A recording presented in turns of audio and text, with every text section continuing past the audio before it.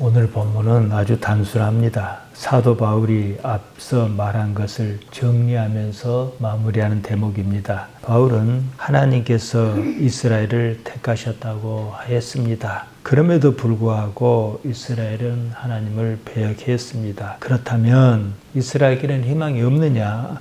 그것은 아니다. 남은 자가 있다. 이렇게 이야기했습니다. 이어서 이방인의 구원을 이야기합니다. 정리하면 이렇습니다. 이스라엘의 역사는 한마디로 배반의 역사였습니다. 하나님을 끊임없이 배반했습니다. 하나님께서 수많은 선지자를 보내셨습니다. 그들의 말을 듣지 않았습니다. 심지어 예수님까지도 십자가에 못 박아 죽였습니다. 십자가는 다시는 살아나지 못하게 하는 극한의 형벌이었습니다. 로마 군인이 지키고 있다가 죽는 것을 확인했습니다. 잘 죽지 않으면 창으로 옆구리를 찔렀습니다. 반드시 죽었습니다. 그런 상황에서도 살아난다는 것이 우리 기독 신앙입니다. 그러니까 여기서 삶이란 것, 전체적으로 봤었을 때 삶이라는 것은 사르크스, 육체에 죽고 사는 것이 아니다 이겁니다. 이스라엘의 기원은 사실상 출애굽에서 시작합니다. 아브라함이 가나안에 정착한 후 이삭과 야곱으로 이어집니다. 야곱에게는 12명의 아들이 있었습니다. 지난 시간에 말씀드렸습니다. 12지파가 여기서 기원합니다. 루벤, 시므온, 유다, 단, 납달리, 갓, 아셀, 이사갈, 스불론, 에브라임, 므낫세, 베냐민입니다. 여기서 우리가 주의해야 할 게 있습니다. 셋째 아들 레위가 어디로 가버렸단 말이에요. 그리고 요셉이 없습니다. 레위는 땅을 기업으로 받지 않았습니다. 그 대신 하나님을 섬기는 일을 맡았습니다. 우리가 잘 아는 모세와 아론이 레위지파 사람입니다. 제사장 족속이었습니다. 요셉은 빠진 대신에 요셉의 두 아들 에브라임과 므낫세가 땅을 기업으로 받았습니다. 야곱이 요셉을 총애하여 요셉의 아들 에브라임과 므낫세를 아들 반열에 올려주어서 그런 겁니다. 그러니까 13지파인 거예요. 하지만 땅을 줄 때 레위는 빼고 에브라임과 므낫세, 요셉의 두 아들을 넣어서 12조각으로 이렇게 했단 말이에요. 이 이야기는 창세기 48장에 나옵니다. 야곱의 시대에 이르렀습니다. 그쪽 저기 다 큰 기근이 들었습니다. 야곱은 식소를 데리고 애굽으로 피신했습니다. 그때 요셉이 애굽의 총리였습니다. 죽은 줄로만 알았던 아들 요셉이 애굽의 총리로 있는 거예요. 애굽은 요셉의 꿈풀이로 기근을 피했습니다. 바로는 이 일로 요셉을 총리로 앉혔습니다. 바로 말고는 요셉보다 높은 사람이 없다 그랬습니다. 창세기 41장 37절에서 45절의 이야기가 나옵니다. 그야말로 1인지하 만인지상이었습니다. 세월이 흘렀습니다. 모세의 시대였습니다. 모세는 출신이 조금 독특합니다. 모세는 히브리인이면서 애굽의 왕자였습니다. 출애굽기 2장 1절에서 10절에 잘 나와 있습니다. 여기서 여러분이 조금 생각해야 할 게 있습니다. 이스라엘은 무엇이고 히브리는 무엇인가 이것입니다. 간단히 말씀드리겠습니다. 그러니까 이스라엘이라고 하는 이름의 기원은 야곱에게서 옵니다. 야곱의 다른 이름이었습니다. 야곱이 야복강가에서 밤이 새도록 하나님의 사랑과 씨름했다는 사건이 있습니다. 창세기 32장 28절 원문에 보면 이렇게 나옵니다. 임 엘로임 베임 아나심 하나님 및 사람과 이 뜻입니다. 하나님 및 사람과 겨루어 이겼다는 말입니다. 이것을 번역할 때는 이게 무슨 말인가 조금 그러긴 해요. 여기서 야곱이 이스라엘로 이름이 바뀝니다. 이스라엘은 하나님을 이겼다 이 뜻입니다. 이스라엘은 지금 국가 이름입니다. 아브라함과 이삭과 야곱으로 이어지는 민족의 정체성을 나라 이름에 담은 겁니다. 히브리는 의미가 조금 다릅니다. 히브리 말로 히브리입니다. 히브리는 유프라테스 강을 건너온 사람이란 뜻이기도 합니다. 아브라함이 그쪽 사람이 아닙니까? 보통 메소포타미아에서 가나안으로 옮겨와 살던 고대 유목민족을 가리켜 히브리다 이렇게 했습니다. 다른 한편으로 고대 근동의 문서에 보면 하비루라는 말이 나옵니다. 이들이 히브리인이었다는 주장이 있습니다. 하비루족은 유목민이라 용병으로 활동했던 것으로 추정합니다. 이들이 가나안 지역에 정착하면서 히브리인이라고 불렸다는 얘기가 있습니다. 그러니까 이스라엘이 정치적 성격인 반면 히브리는 문화적 성격을 띤 이름이다. 이렇게 이해하면 좋겠습니다. 그래서 히브리 말이라 하지 않습니까?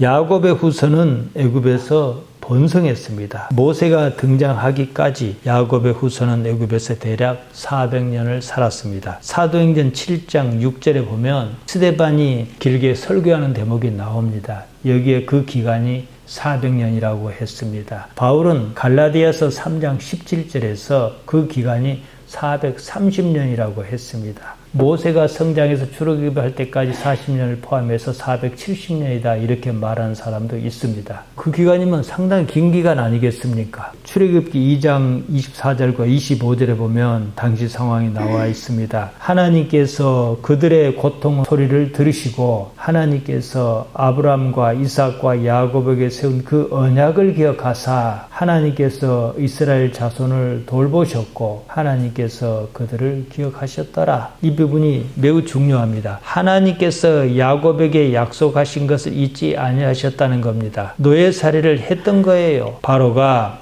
야곱의 후손을 대규모 토목공사에 투입했습니다. 피라미드도 짓고 그랬을 것입니다. 당시 바로는 람세스 2세다, 아멘호텝 2세다 이렇게 되게 추정합니다. 모세가 많은 사람을 인도하여 애굽에서 빠져나왔습니다. 출애굽했습니다. 이때는 순수하게 야곱의 자손만 있었던 것은 아니었습니다. 여러 종류의 사람이 섞여 있었습니다. 그럴 수밖에 없었습니다. 그 지역은 우리나라와 좀 여건이 다릅니다. 지중해를 중심으로 교류가 왕성했습니다. 전쟁이 잦을 수밖에 없습니다. 전쟁에서 지면 노예로 끌려가고 그랬습니다. 그때 애굽이 융성했거든요. 모세로 말미암아 상황이 바뀌었습니다. 영도력 있는 인물이 나타났습니다. 더 이상은 이렇게 살 수 없다. 우리 다 떠나자 그랬습니다. 이를테면 교도소 담장이 무너진 겁니다. 어중이 떠중이가 다 따라 나섰습니다. 광야에서 혼란이 있을 수밖에 없었습니다. 질서를 바로 잡아야 했습니다. 그래서 나온 것이 뭡니까? 십계명입니다. 하나님은 섬기되 남의 것은 훔치지 말고 사이좋게 살아라. 이것이 십계명입니다. 그들을 히브리라고 했습니다. 모세가 가나안을 앞두고 느보산에서 죽었습니다. 여호수아가 히브리인을 영도하여 가나안에 들어섰습니다. 족보를 대충 따져 각기 지파로 할당했지 싶습니다. 생각해 보십시오. 거기서 따로 나온 사람 자체가 조상이 누구니도 모르고 순수 혈통이 누구니도 모르고 이런 경우가 많지 않겠습니까?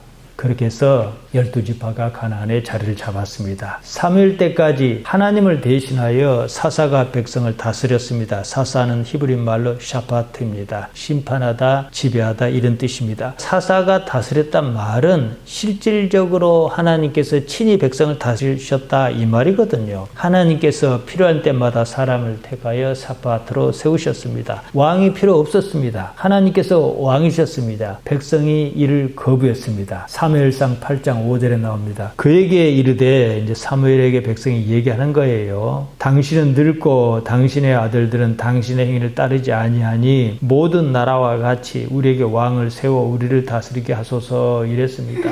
백성은 하나님께서 다스리시는 것을 원하지 않았습니다. 자기들의 세상을 원했습니다. 지금도 그러지 않습니까? 사람의 나라를 꿈꾸지 않습니까? 베냐민 지파 기스의 아들 사울을 왕으로 세웠습니다. 그들이 동의했습니다. 그들은 하나님의 나라는 말고 사람의 나라를 원했습니다. 나라가 둘로 쪼개졌습니다. 그러다 완전히 망했습니다. 유대인이 바벨론의 포로로 잡혀갔습니다. 나라가 없어졌어요. 바벨론 강가에서 시온을 기억하고 울었습니다. 자기들 나라를 회복하는 것이 백성의 간절한 소망이었습니다. 여전히 하나님의 나라는 원하지 않았습니다. 사람의 나라를 원했습니다. 언젠가는 왕이 나타날 것이다. 그들은 그러한 전설을 믿었습니다. 이것이 미시아 사상입니다. 기름 부음 받은 자 미시아였습니다. 크리스토스였습니다. 왕이 나타나서 우리를 바실리오 다스린다 믿었습니다. 여기에 반전이 있습니다. 예수님이었습니다. 예수님께서 호 바실루스 톤 이우다이온 그 유대인의 왕으로 오셨다는 사실이었습니다. 예수님께서 이루신 나라는 사람의 나라가 아니었습니다. 하나님의 나라였습니다. 유대인은 그 나라를 원하지 않았습니다. 그래서 그 왕 바실루스를 죽여버렸습니다. 다시는 살아나지 못하겠습니다. 끝끝내 사람의 나라를 꿈꾸었습니다. 유대인은 하나님의 나라를 원하지 않았습니다. 십자가가 그래서 나온 겁니다. 사람의 나라를 포기해야 하나님의 나라가 옵니다. 사람이 통치하는 것을 버려야 하나님께서 통치하시는 겁니다. 유대인에게 하나님은 그럼 무엇이냐? 단순히 돕는 자였습니다. 이용의 대상이었습니다. 그렇게 말을 듣지 않았습니다. 여기서 버린 자가 나오고 남은 자가 나오고 그런 것입니다. 세례 요한이 말하였습니다. 너희가 아브라함의 자손이기 때문에 구원을 얻는 것이 아니라고 분명히 선을 그었습니다. 마태복음 3장 9절에 나오는 겁니다. 그러면 하나님의 선택이 무효냐? 바울은 결코 아니다 그랬습니다. 우리가 앞서 본 4절에서 하나님께서 바알에게 무릎을 꿇지 아니하는 사람 7,000명을 남겨두셨다 그랬습니다. 이스라엘에게 남은 자가 있다고 하였습니다. 하나님의 구원의 역사는 여기서 그치지 않는다. 이렇게 확장해 갑니다. 그 일로 이방인에게로 구원이 옮겨갔다는 것입니다. 하나님께서 막상 이방인을 하나님의 백성으로 삼으시니까 시기가 났다는 거예요. 11절이 그 말입니다. 그래서 하나님의 구원이 또 어떻게 합니까? 결국은 도로 이스라엘에게로 이어진다. 이렇게 얘기를 전개해 가는 거예요. 이방인에 대해서는 이렇게 얘기했습니다. 그 지역에는 감람나무가 많습니다. 올리브나무입니다. 감람나무에 비유했습니다. 감람나무를 심는 이유가 뭐냐? 좋은 열매를 얻기 위한 것이 아니냐. 처음부터 좋은 열매가 나오지 않아요. 끊임없이 계량해서 좋은 열매를 얻습니다. 감람나무를 계량하기 위하여 시도하는 방법이 뭡니까? 젖붙이는 일이 그 때문입니다. 이스라엘이 감람나무라면 이방인은 돌감람나무다 그랬습니다. 돌감람나무, 즉 야생 감람나무입니다. 야생 감람나무 가지를 좋은 감람나무에 젖붙이는 것으로 좋은 열매를 맺는단 말이에요. 이방인의 구원을 이렇게 얘기했습니다. 물론 이스라엘이라고 해서 다 좋은 감람나무는 아니라 그랬습니다. 좋은 감람나무라고 할지라도 좋지 않은 가지가 들어 있습니다. 그러면 그 가지를 어떻게 합니까? 쳐냅니다. 원뿌리가 죽지 않고 살아날 정도로 정리하기도 합니다. 원가지에 젖붙이는 경우도 있습니다. 여기까지가 지난 시간에 말씀드렸던 겁니다. 이것이 무슨 말이냐? 정리하면 이렇습니다. 하나님께서 이스라엘 백성을 택하신 건 맞습니다. 왜냐? 조금 이따 보겠습니다만은 아브라함에게 약속하신 바가 있거든요. 이스라엘 백성이냐 아니냐 따질 것은 없다. 결국은 이 말입니다. 원가지라고 해서 좋은 열매를 맺지 못하면 잘라냅니다. 원가지라고 해서 젖붙인 다른 가지보다 나을 것은 없습니다. 좋은 열매를 맺는 것, 이것이 중요하다는 거예요.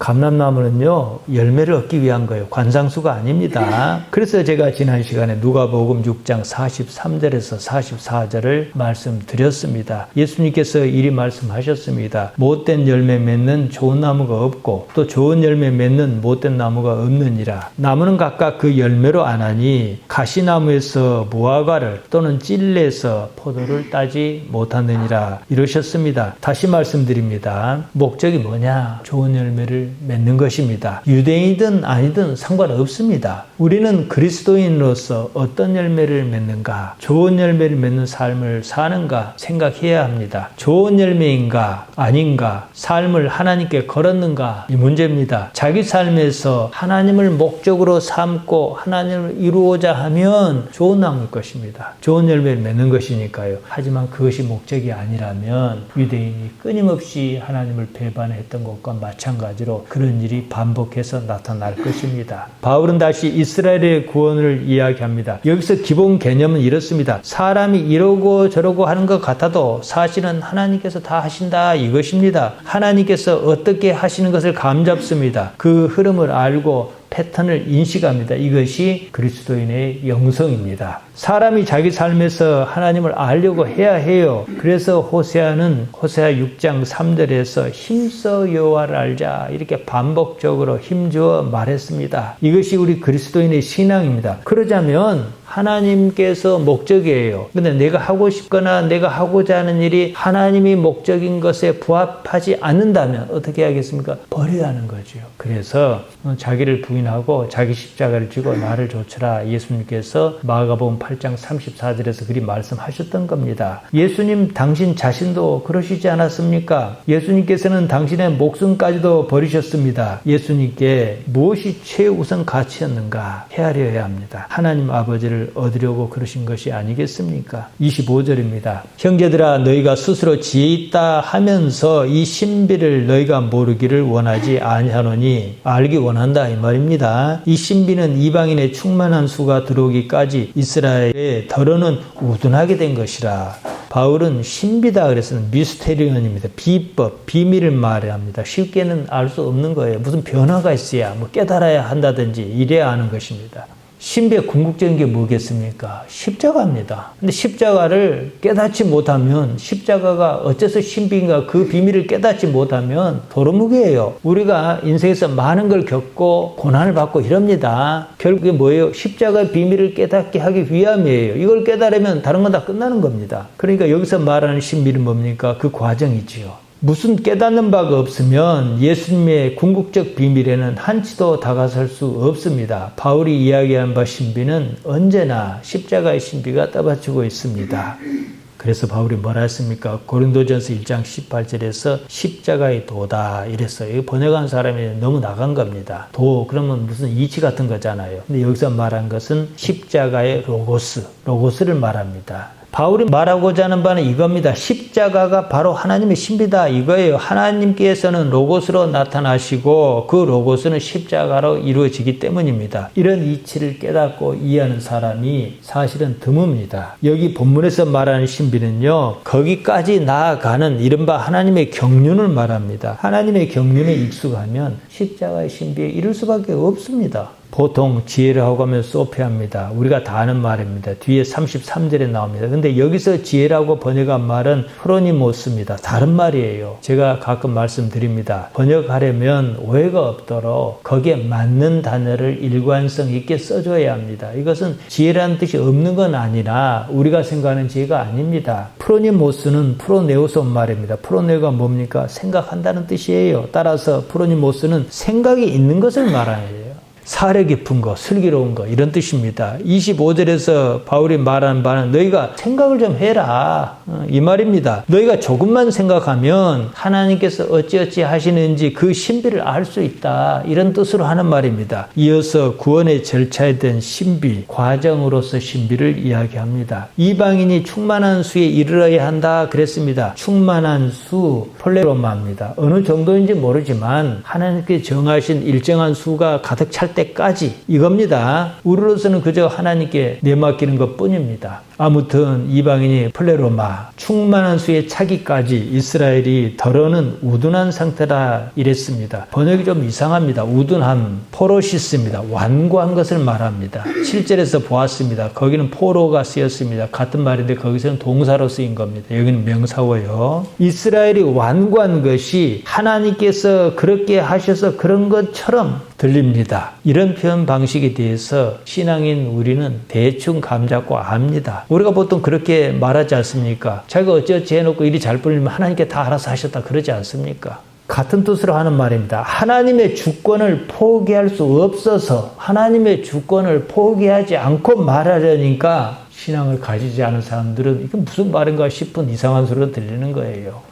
26절입니다. 그리하여 온 이스라엘이 구원을 받으리라. 이방인에게서 이스라엘로 다시 넘어왔다 이거지요. 온 이스라엘, 파스 이스라엘입니다. 문자 그대로 하면 이스라엘 전부를 가리킵니다. 여기에 대해서는 의견이 분분합니다. 이스라엘이 무엇을 가리키느냐 이거예요. 분명히 다 구원이 있다는 건 아니잖아요. 그러니까 여기서 파스 이스라엘은 우리가 야곱의 후손 전체를 가리키는 것이 아니라 구원받은 백성을 특정해서 하는 말이다. 대개 이렇게 이해를 합니다. 기록된 바 구원자가 시온에서 오사 야곱에게서 경건하지 않은 것을 돌이키시겠고 구원자라고 번역한 말 류오메노스는 단순히 보호자를 가리킵니다. 지키는 자입니다. 바로 앞서 구원을 받는다는 말이 있는데요. 소저입니다. 전혀 다른 말입니다. 소저는 구출한다는 뜻입니다. 기록된 바 보호자가 시온에서 오사 이렇게 번역을 해줘야 더 의미가 잘 통합니다. 이 구절은 시편 14편 7절과 이사야 50 19장 20절을 함께 인용한 것입니다. 거기 보면요, 이스라엘의 구원이 시온에서 나오기를 원하도다. 여호와께서 그의 백성을 포로된 곳에서 돌이키실 때에 야곱이 즐거워하고 이스라엘이 기뻐하리로다. 이렇게 나와 있습니다. 이사야 59장 2절은 이렇습니다. 여호와의 말씀이니라. 구속자가 시온에 임하며 야곱의 자손 가운데서 죄과를 떠나는 자에게 임하리라. 구원자가 시온에서 온다.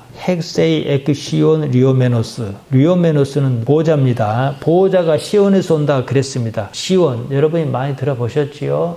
원래 히브리 말은 치온입니다. 예루살렘 성전 언덕의 가파른 비탈면에 바위가 있습니다. 천연요였습니다. 원래 이곳을 가리켜 치온이다 이랬습니다. 나중에는 하나님의 성을 가리키는 용어로 쓰였습니다. 야곱은 이스라엘이라는 나라 이름을 준 사람입니다. 민족의 근원으로 본 것입니다. 27절입니다. 내가 그들의 죄를 없이 할 때에 그들에게 이루어질 내 언약이 이것이라 함과 같으니라. 예레미야 31장 31절을 인용했습니다. 여호와의 말씀이니라. 보라, 날이 이르리니 내가 이스라엘 집과 유다 집에 새 언약을 맺으리라. 언약, 헬라 말로 디아데케입니다. 예레미야에 쓰인 히브리 말로는 베리트입니다. 베리트는 언약이라는 뜻 외에 계약, 서약, 조약을 말합니다. 하나님께서 약속하셨다는 것입니다. 하나님의 생각에 합하면 반드시 구원이 이루어진다는 약속입니다. 내가 하나님의 뜻을 줬습니다. 나의 의지만 있으면 가능합니다. 그러면 하나님께서 구원하신다는 거예요. 쌍무계약처럼 보이지만 사실은 편무계약이라는 사실입니다. 창세기 15장에 보면 하나님께서 아브라함과 계약을 맺으십니다. 하나님께서 이상 중에 아브라함에게 나타나셨습니다. 뜬금없이 아브라함이 뭘 요구하지도 않았는데 말이죠. 아브라함아 두려워 말라. 나는 내 방패요 너의 지극히 큰 상급이니라. 이렇게 말씀하시는 거예요. 그리고 일방적으로 계약을 맺겠다 하십니다. 너는 자손이 많을 것이다. 지금 아브라함은 손이 없었습니다. 신체적 기능으로 보나 손을 볼 수 없는 나이예요. 근데 내가 내게 그렇게 할 것이다 이러셨어요. 이 말이 뭐겠습니까? 너는 그냥 믿기만 하라는 거예요. 그럼 하나님께 다 알아서 하시겠다는 겁니다. 아브라함이 이해를 했든지 못했든지 간에 이렇게 반응합니다. 창세기 15장 6절에 보면 이렇게 나와 있습니다. 아브라함이 여호와를 믿었다 그랬습니다. 그랬더니 여호와께서 이를 그의 의로 여기셨다고 합니다. 자, 여기서 믿었단 말을 잘 생각해야 해요. 아브라함이 하나님의 말씀을 그대로 믿었으면 왜 애굽에서 데려온 여종 하갈에게서 이스마엘을 봅니까? 단순히 그것만 못 믿었다는 얘기잖아요. 하나님께서는 어떻게 당신이 말씀하신 대로 이끌고 가신다는 거예요. 아브라함의 책임은 없어요. 이후에 하나님께서 아브라함에 이렇게 주문하십니다. 당신을 위하여 이러저러한 암염소와 숫양과 산비둘기를 가져와라. 그리고 그것의 중간을 쪼개 마주대에서 놓아라. 이러셨습니다. 계약을 맺으신 거지요. 계약을 이행할 책임이 아브라함에게는 없고 하나님께만 있다는 거. 이게 한쪽만 책임이 있다는 뜻의 편무계약입니다. 모세에 이르러 쌍무계약으로 바뀝니다. 십계명입니다. 십계명의 내용이 뭡니까? 이렇게 하면 너에게 복을 주고 저렇게 하면 벌을 내리실 것이다. 양쪽 다 책임이 있다는 뜻 아니겠습니까? 그런데 그 속을 가만히 들여다보면 여전히 편무계약입니다. 어차피 하나님에 대한 신뢰, 믿음은 우리가 가져야 하는 것이기 때문입니다. 그 외에는 우리가 감당할 것은 아무것도 없습니다. 사실 인간은 이 계약이 자신에게 얼마나 유리한 조건인지 모릅니다. 나는 그냥 다 내려놓아 버리면 그것으로 그만입니다. 하나님께서 이러고 저러고 다 하시겠다는 계약입니다. 하나님께서 책임지시겠다 이겁니다. 그런데 인간은요, 이걸 못 믿어요. 그러지 않습니까? 28절입니다. 복음으로 하면 그들이 너희로 말미암아 원수된 자요, 택하심으로 하면 조상들로 말미암아 사랑을 입은 자라. 원수된 자, 에크드로스는 저기를 가졌다 이 뜻입니다. 원문대로 하면 이렇습니다. 복음으로 하면 이스라엘은 하나님께 미움을 받은 자다, 하나님께서 버리신 자다 이거예요. 이방인을 위해서 그런다는 겁니다. 반면에 이스라엘은 하나님께서 그들의 조상과 맺은 언약 때문에 그들이 사랑을 베풀어야 할 대상으로 다시 삼으신다는 거예요. 그러니까 구원이 어떻게 해요? 이스라엘의 배약으로 이방인에 넘어갑니다. 그랬다가 그들이 구원을 받는 거 보니까 질투가 나는 거예요. 그러니까 다시 왔다. 좀 그렇지요. 근데 이렇게밖에는 말을 못해요. 이것이 인간 언어의 한계가 하겠습니다. 사실상 비신앙인이 이런 구절을 읽을 때는 이런 게 말이 합당하냐 이렇게 말할 수가 있는 겁니다. 그렇게까지 와닿지가 않는 거지요. 29절입니다. 하나님의 은사와 부르심에는 후회가 없느니라. 후회가 없다. 아메타 멜레토스입니다. 후회하지 않는다. 돌이킬 수 없다. 취소할 수 없다. 폐지할 수 없다. 변경할 수 없다. 이런 뜻입니다. 여기서는 하나님의 은사와 부르심에는 후회가 없느니라 이렇게 번역할 것이 아니고 하나님의 은사와 부르심에는 변경이 없다. 취소할 수 없다. 이렇게 번역하는 것이 훨씬 더 좋습니다. 하나님이시지 않습니까? 하나님 이랬다 저랬다는 분 아니거든요. 아무리 그렇게 해도요. 사람이 그 사실을 실감하지 못하면 그만인 거예요. 30절입니다. 너희가 전에는 하나님께 순종하지 아니하더니 이스라엘이 순종하지 아니함으로 이제 긍휼을 입었는지라. 너희 이방인입니다. 너희 이방인이 전에는 하나님을 받아들이지 않았다. 이스라엘이 순종하지 않은 덕에 이제는 너희가 하나님의 긍휼을 입었다. 이런 뜻입니다. 31절입니다. 이와 같이 이 사람들이 순종하지 아니하니 이는 너희에게 베푸시는 긍휼로 이제 그들도 긍휼을 얻게 하려 하심이라. 이와 같이 이 사람들이 순종하지 아니하니 원문은 이렇습니다. 푸토스 카이 아우토 뉘인 에페이데산. 그와 마찬가지로 사람들도 이제 명령을 어기는 상태에 들어갔다 이 말입니다. 유대인의 지금 상태가 전에 이방인의 상태와 같다는 거예요. 이방인에게 향하는 하나님의 긍휼이 이제는 유대인에게로 향한다 이런 뜻으로 진행합니다. 11장에서 사도 바울이 펼치는 논지의 흐름은 이렇습니다. 하나님께서 이스라엘을 택하셨습니다. 하나님께서 사람을 택하신 데는 엘레오스, 긍휼이 그 바탕입니다. 긍휼은 불쌍히 여린 거예요. 유대인이 하나님을 따르지 않았습니다. 그러자 하나님의 관심이 이방인으로 옮겨갔습니다. 이런 상황을 보고 시기가 나서 하나님의 긍휼을 받아들였다. 이렇게 얘기를 전개하는 겁니다. 이런 식으로 이야기를 구성할 필요가 있는가 싶습니다. 이해가 가는 부분은 물론 있어요. 바울이 하나님의 절대 주권을 포기하지 않으면서 이야기를 전개하려고 하기 때문입니다. 이것이 바울의 강점이자 약점입니다. 사람이 자기 마음에 따라 믿고 말고 할 것 같으면 하나님은 그냥 허수아비라는 거예요. 우상숭배가 그것 아닙니까? 실제로 그렇지 않습니까? 하나님을 믿는다고 하면서도 믿지 않습니다. 하나님의 절대 주권에 자신을 맡기지 못하여 모든 문제가 빚어지는 거예요. 담임 목사가 자기 아들에게 자기 자를 세습하는 게 왜겠습니까? 하나님을 믿을 수 없으니까 그런 거예요. 다른 한편으로 하나님의 절대 주권을 강조하면 사람이 허수아비란 얘기예요. 그러면 나는 뭐 어쩌란 말이요. 나는 할 것이 없네. 흔히들 이런 질문 하잖아요. 하나님께서 어떤 사람을 선택해서 복을 주시고 심하면 벌하시고 혼자 다 하시는데 거기서 사람이 할 게 뭐가 있느냐 이렇게 얘기한단 말이죠. 복 주시면 복 받고 벌 주시면 벌 받고 거기서는 그뿐입니다. 인간사를 이렇게 이해하기는 좀 그렇습니다. 이러니까 인간에게 자유의지가 있네 없네 이런 말이 나오는 겁니다. 여기서 하나님께서는 인격체라는 말도 나옵니다. 여기에 대해서는 제가 여러 가지 방면으로 말씀드렸습니다. 아무튼 바울은 무엇인가를 알긴 하는데 이걸 말로 설명하기에는 힘이 붙입니다. 그게 어찌 보면 정상 아니겠습니까? 하여 참 감람나무며 돌 감람나무 이런 말이 나오고 젖붙임이 어쩌고 이런 말이 나온 겁니다. 하나님을 끝내 몰라야 할 이방인이 막상 하나님께 다가가자 유대인이 시기가 나서 그랬다 멋졌다 이렇게 얘기합니다. 이것은 바울의 설명 방식입니다. 알긴 아는데 다는 모른다 이 뜻입니다. 32절입니다. 하나님께서 모든 사람을 순종하지 아니하는 가운데 가두어 두심은 순종하지 아니하는 이런 틀이 있으면 거기다 가두어 뒀다 이런 뜻이에요. 모든 사람에게 긍휼을 베풀려 하심이로다. 조금 앞서 말씀드린 것의 결정판입니다. 하나님께서 모든 사람을 순종하지 않은데 가두어 두셨다. 이 말 이대로 하면 모든 사람이 순종하지 않은 것이 하나님 책임 아니겠습니까? 이 말은 하반절을 강조하기 위한 말입니다. 모든 사람에게 긍휼을 베푸시는 것이 하나님의 목적입니다. 이것을 강조하려다 보니까 앞서 그렇게 표현하는 거예요. 그러니까 하나님의 의지에 따라서 모든 사람에게 긍휼을 베풀려 하려 하신 것이다. 이걸 강조하려다 보니까 앞뒤가 안 맞는 듯한 말이 나오는 겁니다. 바울의 논지가 이해가 가는 부분이 있습니다. 하나님께서 아담과 하와를 만드셨습니다. 그 후에 처음 나온 사건이 뭡니까? 불순종 사건이었습니다. 선악과를 따먹었습니다. 그리고 그 다음에 무슨 사건이 일어났습니까? 자식 간에 싸워가지고 한 놈이 한 놈을 죽여버렸습니다. 불행의 시작이지요. 인생이라는 것이 이처럼 불행입니다. 문제는 불행이 없으면요 행복도 없다는 거예요. 불행을 겪어보지 않은 사람이라면 아무리 행복해도 행복한 줄을 모릅니다. 배가 고프지 않으면 밥을 먹는 것이 얼마나 행복한 건지 실감이 나지 않습니다. 물론 습관에 따른 행복이 있어요. 밥때에 이르면 배가 그렇게까지 고프진 않는데 밥이 먹고 싶어집니다. 항상 그렇게 먹어서 그런 거예요. 이건 습관입니다. 이런 식으로 얻는 행복은 육체의 관성 내지는 육체의 조작에 의한 것입니다. 그래서 육체를 심하게 조작하는 간단한 방법이 있습니다. 마약입니다.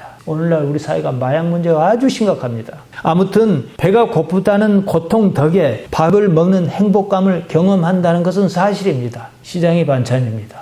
이렇습니다. 인간이 하나님을 따르지 않았기 때문에 오히려 하나님을 따르는 것이 얼마나 좋은 일인가 그 사실을 알게 이르렀다는 것, 이 줄 하나예요. 이해하시겠습니까? 하나님께서 아브라함과 약속하신 건 사실이에요. 그렇다 해서 이스라엘만 국한시켜서 애초에 인간을 창조하시지는 않았을 것이 아니겠습니까? 처음부터 하나님께 아브라함과 하와가 순종했어요. 그러면은 이런 일 없어요. 십자가도 없어요. 그것은 아니잖아요. 왜냐? 처음부터 예수님께서는 이 땅에 오시기로 예정하신 분이란 말이에요. 그러니까 이것저것 다 떠나 우리는 하나님을 다 따르는 것이 그나마 우리가 사는 날 동안에 고통이 줄어들고 행복한 복 있는 삶을 영위할 수 있다. 이렇게만 가버리면 그냥 그만이에요. 그리고 방법론에 있어서는 내려놓는 겁니다. 하나님께서 어찌하실 것이다 하고 나는 내 일만 하는 거예요. 다 내려놔요. 내 뜻과 안 맞아도록 그냥 그러려니 하는 거예요. 성경의 이야기를 처음부터 모든 인간의 이야기로 끌고 갈 수는 없습니다. 아담과 하와 이후에 가인과 아벨이 나오고 인구가 자꾸 불어날 것이 아니겠습니까? 모든 족속을 다 다루기는 불가능합니다. 범위를 조금 좁혀서 모델로 삼습니다. 그 사이에 한 번의 심판이 있었습니다. 노아 시대의 물심판이었습니다. 얼마든지 이런 일이 있을 수 있다 이거예요. 그래서 이제는 물로 아니고 불로 심판한다. 다른 방법도 얼마든지 있다. 이 얘기입니다. 이래놓고 아브라함이 등장합니다. 인구는 또 계속 불어납니다. 아브라함과 이삭과 야곱을 택하시고 그 족속으로 모델로 삼으셨다. 이것입니다. 여기서 선택이란 말이 본격적으로 등장합니다. 선택이 있다는 말은 버림도 있다는 뜻입니다. 유대인은 큰 그림을 그리지 못했습니다. 하나님께서 어째서 자기들을 선택하셨는지 거기에 대한 이해가 없이 선택만 강조했습니다. 사실은 로마서를 쓴 사도 바울도 그런 사람이었습니다. 예수님을 만나고 나서 눈이 확 열린 거지요. 더 크게 세상을 본 거지요. 이런 상태에서 바울은 유대인과 이방인으로 나누어 설명하는 겁니다. 구원이 이쪽에서 저쪽으로 옮겨갔다가 다시 저쪽에서 이쪽으로 옮겨온 것처럼 말입니다. 그리고 결국은 그 모든 것이 소실점으로 모이는 하나의 사건이었습니다. 그러니까 그쪽으로 이어지게 처음부터 이렇게 예정하고 있다는 말이지요. 예수님의 십자가 사건이 이런 구조예요. 바울이 오늘날 한국에서 태어났다면 감람나무를 예로 들지는 않았을 것입니다. 아파트를 예로 들었을 것입니다. 우리나라에서 복이 뭡니까? 아파트입니다. 일단 여기까지 끝내고는 33절에서 36절로 이어집니다. 자기가 그렇게 말해놓고 자기가 감탄합니다. 자기가 말해놓고 가만히 생각해 보니까 하나님의 이치가 감탄스러운 거예요. 자기가 생각해도 잘 설명한 거예요. 정리합니다. 여러분이 이런 말을 아시는지 모르겠습니다. 한 놈의 계집은 한 덩굴에 열린다.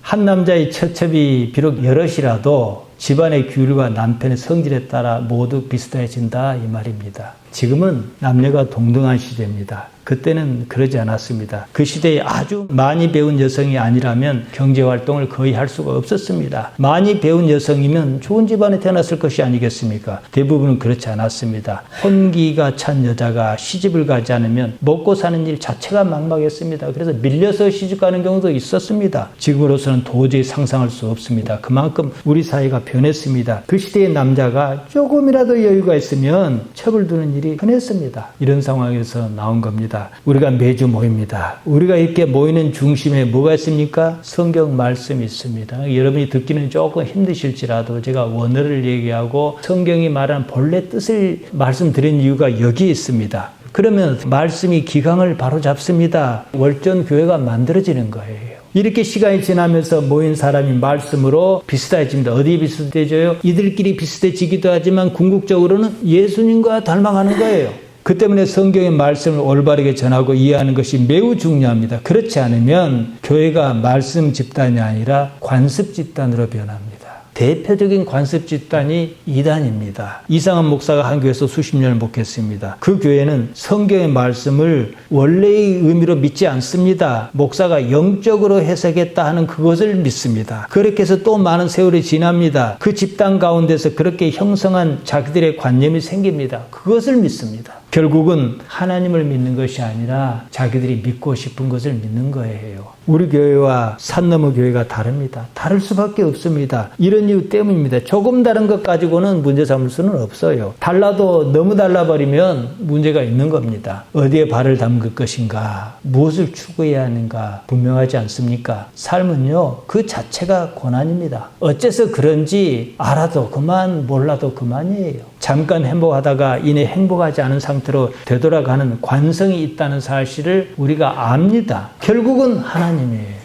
하나님께 모든 것을 걸어야 합니다. 여러분은 지금까지 해오신 대로 하나님을 목적으로 삼으며 살기를 바랍니다.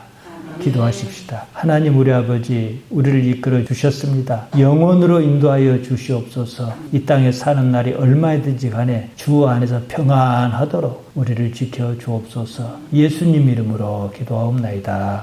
아멘.